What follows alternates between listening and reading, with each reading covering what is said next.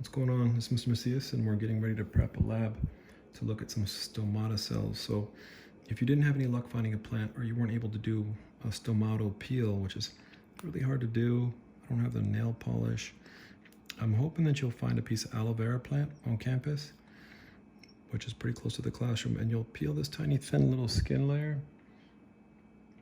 That will actually allow you to see the stomata that are on the aloe vera plant. Now, you just want that tiny thin little skin, so you'll have probably some smaller scissors at the lab stations, but something that looks like this. You'll put it on a glass or plastic slide, and then make sure you label the slides too, like that one I put aloe vera. I'm gonna put a small drop of this, basically food coloring in water. It's like a blue dye, might be a green dye at your station.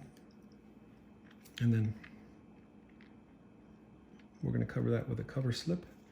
These thin little plastic covers, they'll be at the stations. And this one is ready for a microscope. The other one that you might have to try is a basil leaf. I'm sorry, it's basically like an herb you can put in food and make things like bruschetta. But this one I was also able to do a peel.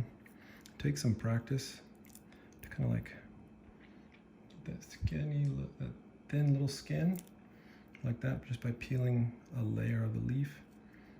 So I was trying to do it with tape and other things that I found out just by peeling it really slow. You get this thin little layer. That layer right there is more than enough to see some stomata on the bottom of the leaf. So I'm gonna put a little bit of this blue food coloring. There's something called bromothymol blue or something like that that also helps stain stuff. So now those two slides are ready to view on the microscope, and that's what we're gonna do next. Again, it's just a thin skin off the bottom of a basil leaf, if you weren't able to do it with a plant you found on campus or some aloe vera that we found on campus. Now we're ready for microscope.